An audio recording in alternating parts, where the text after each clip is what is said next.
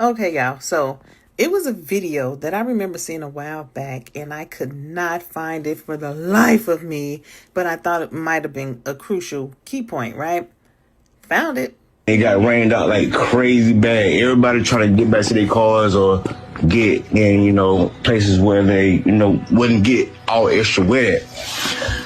Dude was sitting up on the tent, right? He was on his phone, right? My daughters was up under the same goddamn tent. Yeah. So I'm paying attention to my kids, but at the same time, they're in the same vicinity. So I'm watching everything going on around it because I'm there for my children. So dude walks up. McKellen, bro, he wasn't even under the tent at the time. They came from a whole separate tent and walked over there. They intentionally went over there to this kid, man. Dude was sitting there on his phone just trying to get dry. You feel me? One thing went from another. They grabbed this man and they tried to punch on dude. Dude went in his bag and whatever. They went to try to jump this dude and punch on this dude, man. And he protected himself, dude. That's what happened. Yeah. It wasn't just one. It was both of them, bro. Austin, the dude that got unalive, and his brother physically went over there to intentionally. It's not to the point that he brought a knife. For one, it wasn't on school property. The school is at least 5 to 10 miles away. It was community track meet, bro. It wasn't a school track meet. The reason why I thought this video was important is not only because this person was allegedly there at the time of the event. The timestamp on this video is 4/18. 4/18. The incident happened on 4/2. Keep that in mind.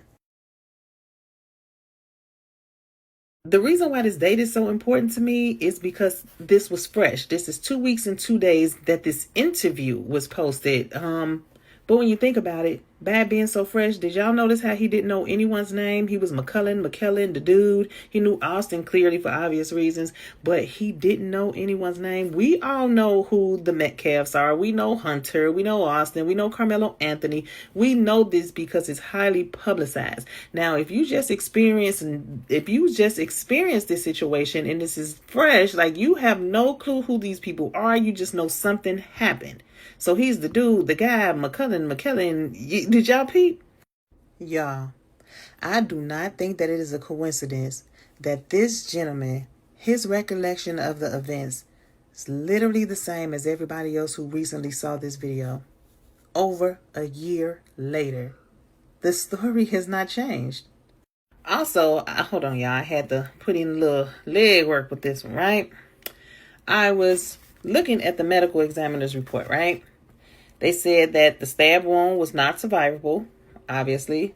The knife penetrated the chest, the right ventricle of the heart. It said it pierced the bone and the sac around the heart, right? Like do y'all know how much force it takes to get through there? And the reason I find that so interesting is, well, let's just take a field trip over to Miss Kayla Anthony's page. All right, y'all can pause to read, but just a quick overview. This post was made December 7th, 2024. This date is important. December 7th of 2024. She said that her son, high school football game injury. He dislocated his shoulder. He had to have surgery. Which brings me to my point. That post was made in December of 2024. The incident happened April of 2025. That post was made 5 days shy of 4 months after surgery. Y'all get where I'm going with this? Do y'all really think that a 3-inch blade could pierce all of that from somebody who's laying down? There had to be some sort of force. That force had to come from somewhere for somebody who had a dislocated shoulder Do y'all think that he had enough force to actually do that? Where did the force come from? Because you know what it's making me think of? Just wanted to make sure he got justice. This was ridiculous. Yes. He was wrong in what he did in bringing a knife, but he never killed that child. He failed. So is it fair for them to have ruled out 100% that he was assaulted? That a fight ensued, that it was commotion, that these guys are at him and doing the scuffle. I mean, just a little something to razzle on your spirits for the night. I mean, I'm no lawyer, but I do know that it is the defense's job to challenge the prosecution's evidence and cause doubt in their claims. I mean, I don't know about nobody else, but that would have had my wheels spinning. Like, is this a possibility that something else occurred underneath that canopy? I mean, that's just my thoughts. At this point, I'm feeling like I could have fought harder for nephew. Is it just me? Is it just me? Y'all let me know what y'all think in the comments. But until then, this educational moment has been sponsored by me. Do better, people.